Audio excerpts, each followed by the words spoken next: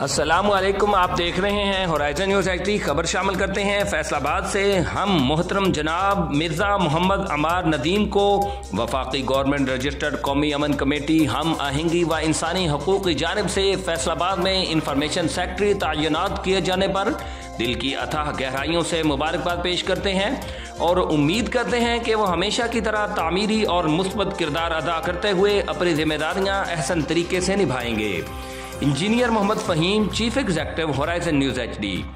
Report Mehboob Chaudhry, सरपरस्त आला, horizon News HD, Pakistan.